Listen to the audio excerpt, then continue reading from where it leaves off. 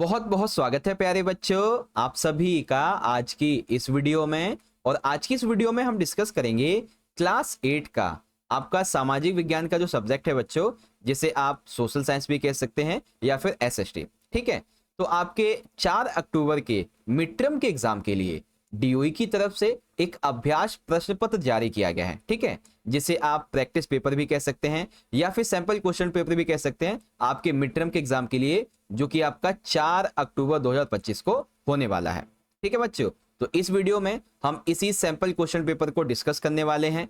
और इस पेपर से पता है आपको कई फायदे होंगे। सबसे पहले तो ये पता चल जाएगा बच्चों कि 4 अक्टूबर को आपका जो पेपर होगा, ठीक है, उस पेपर का पैटर्न कैसा रहने वाला है। ओके, पेपर के अंदर क्वेश्चन जो है वो कैसे आने वाले हैं, ऐसे कौन कौन से इंपॉर्टेंट क्वेश्चंस हैं जो एग्जाम में ज्यादातर आते हैं, वो भी आपको पता चलेगा। ठीक है, और सबसे जरूरी चीज, ऑफिशियल एग्जाम से पहले आपका पेपर कैसा होगा ये भी आपको पता चल जाएगा। ठीक है, और ये वीडियो हिंदी मीडियम के लिए भी है और साथ ही साथ इंग्लिश मीडियम के बच्चे सभी के लिए होने वाली है। ठीक है, तो चलो बच्चों शुरुआत करेंगे बिना देरी करते हुए। ठीक है, तो सबसे पहले हम लोग पेपर का पैटर्न समझेंगे बच्चों। तो एसएसटी का आपका जो पेपर है ना, ये 2.5 घंटे का आएगा और 60 नंबर का आएगा। ठीक है, पेपर के अंदर बच्चों आपके 6 खंड होंगे, क ख ग घ न च, और कुल मिलाकर 14 प्रश्न होंगे। ठीक है, खंड का जो होगा ना बच्चों, इसमें एक ही क्वेश्चन होगा, लेकिन इस एक ही क्वेश्चन के आपके 15 छोटे छोटे क्वेश्चन होंगे बहुविकल्पीय। यानी कि एग्जाम के अंदर आपके टोटल 15 एमसीक्यू आपसे पूछे जाने वाले। कितने? 15 एमसीक्यू। ओके, फिर आपका खंड खा रहेगा बच्चों, इसमें प्रश्न संख्या 2 से लेके 5 ये हमारे अति लघुत्तरीय प्रश्न होंगे बच्चों, 2 नंबर के। यानी कि ऑलमोस्ट देखा जाए तो 2 नंबर के आपके 4 क्वेश्चन एग्जाम में पूछे जाएंगे। फिर खंड गा रहेगा बच्चों 6 और 7, ये आपके लघुत्तरीय प्रश्न होंगे बच्चों, 3 नंबर के। यानी कि 3 नंबर के आपके 2 क्वेश्चन एग्जाम में आने वाले हैं। उसके बाद खंड घा रहेगा बच्चों, इसमें क्वेश्चन 8 एंड 9 ये आपके दीर्घवृत्तीय प्रश्न होंगे, 5-5 नंबर के। यानी कि 5 नंबर के 2 क्वेश्चन एग्जाम में आपके आएंगे। इसी तरीके से पांचवा जो खंड है, इसमें ना 4 क्वेश्चन होंगे बच्चों, 10 से लेके 13 केस आधारित, और ये 4-4 नंबर के होंगे। केस बेस्ड जो होते हैं ना, वो तीनों किताबों से मिला के 4 केस आएंगे। फिर पांचवा हो गया, छठा है हमारा, इसमें एक ही क्वेश्चन होगा मैप वाला, जो कि रहेगा 5 नंबर का। अब ध्यान से सुनो बच्चों, आपके एमसीक्यू के लिए हम अलग से 100+ एमसीक्यू का एक वीडियो बना देंगे, तो आपके एमसीक्यू की तैयारी उससे हो जाएगी। और आपकी जितनी भी एसएसटी की बुक्स हैं, हम लोग हर एक बुक का एक एक वीडियो आपको प्रोवाइड करवा देंगे, एक एक वन शॉट, जिससे मिड टर्म के एग्जाम की तैयारी अच्छी हो जाएगी इंपॉर्टेंट क्वेश्चन की। और आपके लिए हम मैप की वीडियो भी बहुत जल्दी बना देंगे, तो आप चैनल से जुड़े रहिएगा। ठीक है, यही पेपर का पैटर्न जो बच्चे इंग्लिश मीडियम के यहाँ से देख सकते हैं। सेक्शन ए में एक ही क्वेश्चन है, सेक्शन बी में 2 नंबर के आपके टोटल 4 क्वेश्चन है, सेक्शन सी में 3 नंबर के आपके 2 क्वेश्चन है, और सेक्शन डी में आपके 5 नंबर के 2 क्वेश्चन है। ए के अंदर 4 नंबर के आपके 4 केस बेस्ड क्वेश्चन है, और एफ में आपका मैप वाला क्वेश्चन है। ओके, तो शुरू करेंगे बच्चों क्वेश्चन नंबर अपने 1 से, यानी कि खंड नंबर का है हमारा बहुविकल्पीय प्रश्न का। बच्चों देखो, सबसे पहली बात आप ध्यान से सुन लो, ये वीडियो आप सभी की बहुत ज्यादा डिमांड पे बनाई जा रही है, क्योंकि आप सभी बच्चों की डिमांड थी कि सर जी आप हमें डीओई के द्वारा जो सैंपल पेपर दिया गया है एक बार उसे समझा दीजिए। ठीक है, इसके सॉल्यूशन की जो वीडियो है वो मैं अलग से बनाऊंगा, जैसे ही विद इन 1 और 2 डेज। ठीक है ना, 1-2 दिन में ही इसका सॉल्यूशन मैं बना के अपलोड कर दूंगा। अभी हम पेपर को समझेंगे कि आखिर है क्या। जैसे कि यहाँ पे देखिए, पहला क्वेश्चन जो है हमारा क्या कहता है कि निम्नलिखित में से किस खंड को भारतीय संविधान की अंतर आत्मा कहा जाता है। ठीक है, तो अंतर आत्मा किसे कहा जाता है बच्चों? मौलिक अधिकार को कहा जाता है ना। इंग्लिश में देखेंगे कि which of the following sections is called the soul of the Indian constitution. ठीक है, फंडामेंटल राइट्स होते हैं। सेकंड क्वेश्चन है, दीपक को भाषण देने से रोका जा रहा है, बताइए दीपक के किस मौलिक अधिकार का उल्लंघन हो रहा है। तो सिंपल सी बात है, उसका कौन सा जो है ना उल्लंघन हो रहा है? स्वतंत्रता का अधिकार। ठीक है, कौन सा हो रहा है बच्चों? राइट टू फ्रीडम का। इसी के अंदर तो आता है अनुच्छेद 19, भाषण और अभिव्यक्ति का अधिकार, है ना। याद है ना बच्चों आपको? Very good. तीसरा क्वेश्चन है कि कौन सा देश धर्मनिरपेक्ष है। तो आपको यहाँ पे ये डिटेल्स दी गई हैं, इसके हिसाब से आपको ये बताना है कि इसमें से कौन सा देश ABCD धर्मनिरपेक्ष होगा। बच्चों धर्मनिरपेक्ष का मतलब समझते हो आप क्या है? धर्मनिरपेक्ष का मतलब होता है कि आप जो है ना वो धर्म से अलग थलग हैं। ठीक है, एक तरीके से, यानी कि किसी भी देश का अपना कोई धर्म ना होना ऑफिशियली, इसी को धर्मनिरपेक्ष बोलते हैं। ठीक है, तो ये तीसरा क्वेश्चन कि which of the following countries is secular. फिर फोर्थ है when was the government of India act passed. तो government of India act pass कब हुआ था बच्चों, तो ये आप सभी को पता होगा, है ना। फिर यहाँ पे सही मिलान की आपको पहचान करनी है बच्चों। प्राथमिक क्रिया मत्स्यन, ठीक है, प्राथमिक क्रिया बैंकिंग बीमा व्यापार। प्राथमिक क्रिया कौन सी होती है, जो खेतों से पशुपालन वगैरह से जुड़ी होती है। तो समझ गए ना आंसर क्या है। छठा क्वेश्चन है कि कौन सा देश चावल अग्रणी उत्पादक है। तो चावल ज्यादातर किस कंट्री में उगाया जाता है बच्चों, है ना। तो इस तरीके से आपके ये क्वेश्चन है। फिर यहाँ पे देखो बच्चों, यहाँ पे आएगा हमारा पांचवा क्वेश्चन। अच्छा, यहाँ पर इंग्लिश के अंदर क्वेश्चन नंबर 5 में थोड़ा सा बदलाव है, ये स्टेटमेंट वाला आ गया है, ठीक है। फिर आता है बच्चों हमारा छठा क्वेश्चन कि आपको इसमें से एक करेक्ट मैच फाइंड करना है, ओके। फिर यहाँ पे देखेंगे कि which of the following countries is leading in rice production. और 8 है हमारा Tanzania is the part of which continent. तो किस कॉन्टिनेंट का पार्ट है, ठीक है, यानी तंजानिया जो है बच्चों वो किस महाद्वीप का हिस्सा है। फिर 8वां क्वेश्चन कि कौन सी विधि तीव्र दलों पर मृदा अपरदन को रोकने के लिए सर्वाधिक उपयुक्त होती है। अच्छा बच्चों एक चीज, अगर आप सभी बच्चे जो है ना इस पेपर का सॉल्यूशन ज्यादा से ज्यादा और जल्दी से जल्दी चाहते हो तो आप सभी बच्चे मुझे कमेंट करें, ठीक है। वैसे तो सॉल्यूशन हम बना ही रहे हैं इसका पूरा अच्छी तरीके से, एक एक वर्ड को समझाऊंगा आपको सॉल्यूशन वाली वीडियो में। अगर आप कमेंट करेंगे ना तो हम और जल्दी कोशिश करेंगे, हमारा और मोटिवेशन बढ़ेगा कि हाँ बच्चों को वाकई में जरूरत है, वो जल्दी चाहते हैं, तो हम आपके लिए जल्दी से सॉल्यूशन बना देंगे, ठीक है। तो कमेंट जरूर कीजिएगा और साथ ही साथ बच्चों वीडियो को लाइक जरूर करना, क्योंकि आपका एक एक जो लाइक है ना वो हमें बहुत मोटिवेट करता है बच्चों, ऐसे ही आपके लिए मेहनत करते रहने के लिए, ठीक है। तो जल्दी से कमेंट करो। तो 8वां क्वेश्चन क्या था बच्चों, आपने देख ही लिया। फिर यहाँ पे क्वेश्चन नंबर हमारा 9th, इसमें पूछा गया है असंगत की पहचान करो, यानी कि जो उसमें संबंधित ना हो। तो प्राकृतिक गैस, सौर ऊर्जा, कोयला, पेट्रोलियम, इसमें कौन सा मिलता जुलता नहीं है, ठीक है। तो यहाँ पे देख सकते हैं क्या क्वेश्चन है कि which of the following method is most suitable for preventing soil erosion on steps slopes, ठीक है। तो यहाँ पे क्वेश्चन चेंज हो गया इंग्लिश में। तो यहाँ पे है क्वेश्चन 10th, जल एक नवीकरणीय संसाधन है, पृथ्वी पर अधिकांश मात्रा में जल अलवणीय है। सही बात है, ये दोनों ही ठीक है ना। यहाँ पे 10th देखो कि ऑड वन पुट आउट, ठीक है ना, मतलब जो इसमें से सही नहीं है, जो एक दूसरे से संबंध नहीं है, वो हमें बताना है, ठीक है। अब देखो क्वेश्चन नंबर 11, इसमें कहा गया है बच्चों ये अभिकथन कारण है। तो अभिकथन कहता है जेम्स मिल ने भारतीय इतिहास को हिंदू, मुस्लिम, ईसाई इन 3 कालखंडों में बांटा था, ठीक है। कारण क्या था, सरकारी दस्तावेजों से हमें यह समझने में मदद मिलती है कि आम लोग क्या सोचते हैं। तो एक तरफ तो इतिहास कालखंड की बात की जा रही है, एक तरफ ये बात करें सरकारी दस्तावेजों की, आपस में इन दोनों का लेना देना नहीं है एक दूसरे से, है ना। तो समझ गए ना आंसर क्या होगा इसका। तो ये देख लेते हैं बच्चों, क्वेश्चन नंबर 11 हो जाएगा आपका, ये असर्शन है, ये आपका रीजन है, ओके। तो असर्शन कहता है कि James mill divided Indian history into 3 categories, Hindu, Muslim and Christian.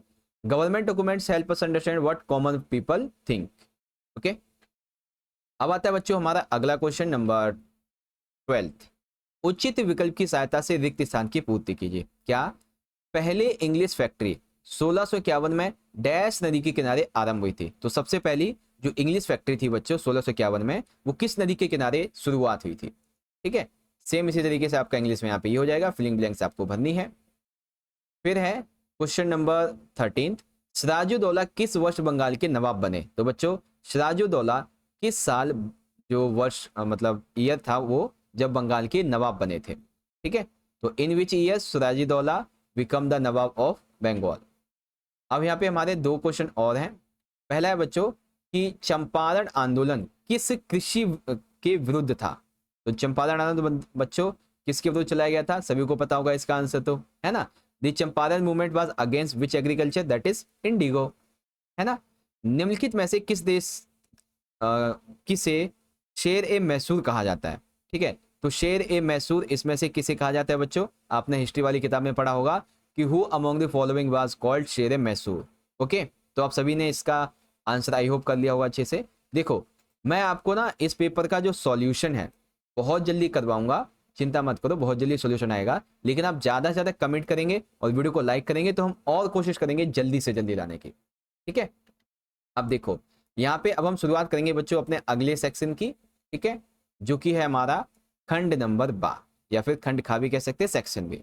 अब इसमें जैसे कि आपको बताया मैंने 2 नंबर के हमारे टोटल 4 क्वेश्चन है, जिसमें पहला क्वेश्चन हमारा ये है बच्चों कि श्रीरंगपट्टनम की आखिरी लड़ाई के क्या परिणाम निकले। तो उन्होंने जो आखिरी लड़ाई लड़ी थी इसका क्या परिणाम निकला। या फिर आप ये वाला क्वेश्चन कर सकते हैं कि तीसरे अंग्रेज मराठा युद्ध के क्या परिणाम निकले। ठीक है, जो तीसरा अंग्रेजी मराठा युद्ध हुआ था उसके क्या परिणाम निकले थे बच्चों। ठीक है, तीसरा क्वेश्चन न्यायपालिका के 2 कार्यों का उल्लेख करो। सिंपल सी बात है, बहुत ही आसान क्वेश्चन है।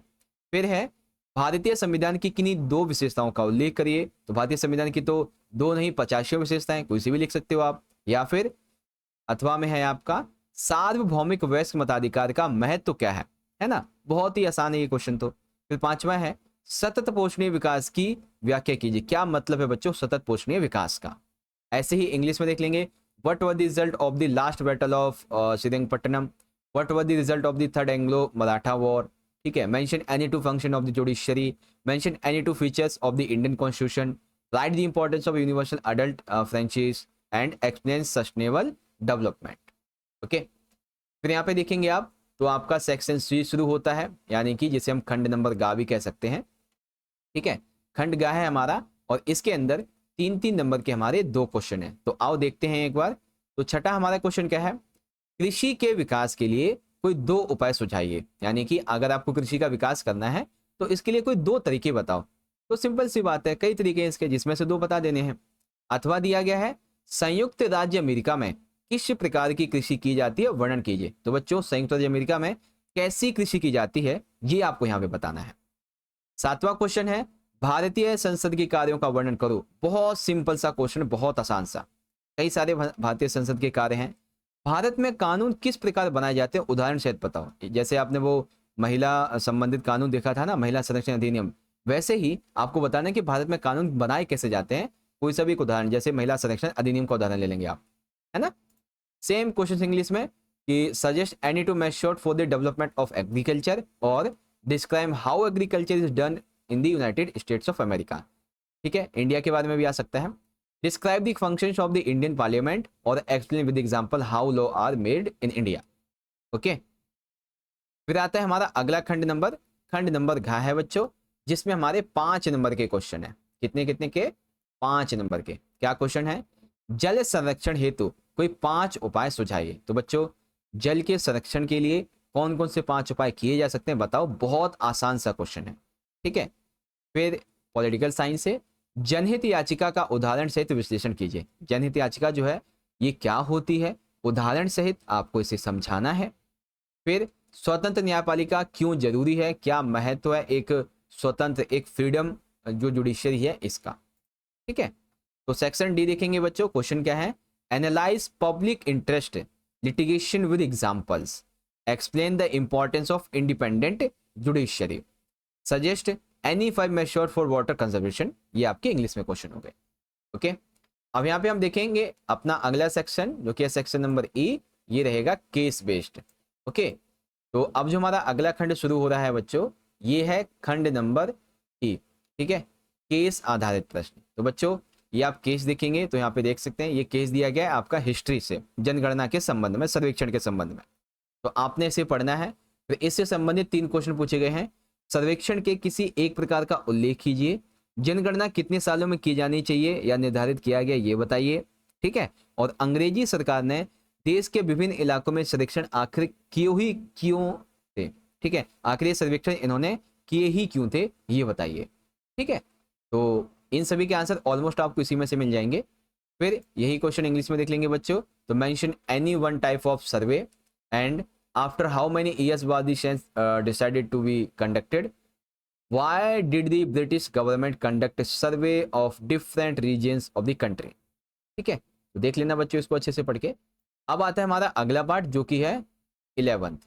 अनुच्छेद को पढ़ना है और पूछे गए प्रश्नों के उत्तर देने हैं। क्या है अनुच्छेद का मतलब, इसमें लोकतंत्र के बारे में बताया गया है। तो लोकतंत्र का मतलब क्या होता है, लोकतंत्र के पीछे मूल सोच क्या होती है, सहमति का विचार लोकतंत्र का प्रधान बिंदु है, इस कथन का मतलब क्या है ये हमें बताइए। ठीक है, इसी तरीके से आप इंग्लिश में देख लेंगे what is meaning of democracy, what is the basic idea behind of democracy and the idea of question in the thinking starting point of democracy, explain this statement. तो इस स्टेटमेंट को आपको एक्सप्लेन करना है। आगे देखते हैं, क्वेश्चन नंबर 12 है बच्चों, फिर से हमें वही करना है। ये आपका ज्योग्राफी से लिया गया है। नवीकरणीय संसाधन किन्हें कहते हैं? नवीकरणीय संसाधन का एक उदाहरण दीजिए। जल जो कि नवीकरणीय संसाधन है। देखो, नवीकरणीय संसाधन का उदाहरण देना था, उसका आंसर देखो यही मिल गया। क्या बोला गया है कि जल एक नवीकरणीय संसाधन है, तो एक नंबर तो ऐसे ही पूरा हो गया। परंतु विश्व के बहुत से भागों में जल की कमी है, जबकि एक नवीकरणीय संसाधन है ना। तो what are renewable resources, give an example of that. और वाटर जो है वो एक रिन्यूएबल रिसोर्सेज है, but why is there a shortage of it in many parts of the world. ठीक है, पूरे विश्व में अलग अलग तरीके से इसकी शॉर्टेज है, कमी है, ये बताना है। फिर आता है बच्चों 13वां क्वेश्चन। ये है आपकी हिस्ट्री से संबंधित है, ईस्ट इंडिया कंपनी के लिए। तो यहाँ पे है कि ईस्ट इंडिया कंपनी को व्यापार का चार्टर किसने दिया था बच्चों? ठीक है, किसने दिया था, देख ही सकते हैं आप। ईस्ट इंडिया कंपनी को व्यापार चार्टर के द्वारा कहाँ के व्यापार का एकाधिकार मिला? ठीक है, तो कहाँ के व्यापार का एकाधिकार मिला था बच्चों, देख सकते हैं। ईस्ट इंडिया कंपनी को व्यापार करने में चार्टर से क्या लाभ हुआ? तो जब चार्टर मिला तो ईस्ट इंडिया कंपनी को क्या लाभ हुए इस चार्टर से उनके व्यापार में? ठीक है, तो बच्चों ये रहा आपका क्वेश्चन नंबर 13, जिसे आप यहाँ पे देख सकते हैं। ठीक है, चलो अब आता है हमारा अगला खंड, जो कि हमारा मैथ। ठीक है, अगला जो हमारा पार्ट है बच्चों, ये रहेगा मैप का। और मैप में देखो क्या है कि भारत की राजनीतिक रेखा मानचित्र में निम्नलिखित में से किन्हीं 5 को उपयुक्त चिन्हों की सहायता से दर्शाइए। यानी कि आपको जो है भारत का मैप दे दिया जाएगा, और उस मैप में आपको बताना होगा सूरत कहाँ पर है, बंदर जो हैदराबाद है ये कहाँ है, बक्सर कहाँ है, लखनऊ, पुणे, मद्रास ये कहाँ पे है, आपको इंडिकेट करके दिखाना होगा ऐसे करके। ठीक है, तो आपके लिए मैं मैप की वीडियो अलग से बनाऊंगा और बहुत अच्छे तरीके से बनाऊंगा। उसकी वीडियो का लिंक भी डिस्क्रिप्शन में मिल जाएगा। ठीक है, चेकआउट कर लेना, जैसे वीडियो बनेगी लिंक आपको देखने को मिल जाएगा। सेम इसी तरीके से इंग्लिश मीडियम में आपका ये मैप रहेगा, अटेम्प्ट एनी 5, यानी कि कोई 5 आपको करने हैं। ओके, तो ऑलमोस्ट अगर हम देखें तो पेपर बहुत ही आसान बनाया है डीओई ने ये वाला। ठीक है, क्योंकि जो क्वेश्चन यहाँ पे मैंने अभी देखे हैं इनका आंसर तो एकदम बहुत ही ईजी है। ठीक है, बहुत ही ईजी और आसान आंसर है। वेल, ये जो पेपर है इसका सॉल्यूशन मैं बहुत जल्दी बनाऊंगा बच्चों। ठीक है, तो आप सभी बच्चे एक बार ना कमेंट जरूर कर दीजिएगा कि सर जी सॉल्यूशन जल्दी बना दीजिए, और साथ ही साथ वीडियो को लाइक कर दीजिएगा, क्योंकि जब आप ये दोनों चीज़ करेंगे ना तो हमारा बहुत मोटिवेशन बढ़ेगा बच्चों आपके लिए, और भी जल्दी से जल्दी ऐसे मेहनत करके आपके लिए और वीडियोस बनाने का। ठीक है, और साथ ही साथ अगर आप चैनल पे नए हैं तो चैनल को सब्सक्राइब करके बेल नोटिफिकेशन को ऑल पे जरूर सेट कर लेना, ऐसे ही और भी वीडियोस को पाने के लिए। ठीक है, चलो प्यारे बच्चों, मिलते हैं आप सभी से अगले वीडियो में। तब तक के लिए आप पढ़ते रहिए, वेट कीजिए सॉल्यूशन का, बहुत जल्दी आ जाएगी, और एग्जाम की तैयारी करते रहिए। चलिए, बहुत बहुत धन्यवाद। जय हिंद, जय भारत, वंदे मातरम।